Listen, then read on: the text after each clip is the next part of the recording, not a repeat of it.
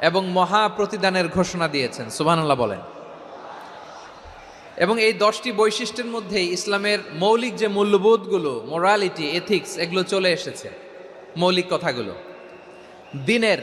দিন ইসলামের প্রায় সকল অনুষঙ্গের সমাবেশ ঘটেছে এই আয়াতে। এবং এই আয়াতে পুরুষের পাশাপাশি নারীদেরকেও আল্লাহ তাআলা স্পেশাল গুরুত্ব দিয়েছেন। সুবহানাল্লাহ পড়বেন না?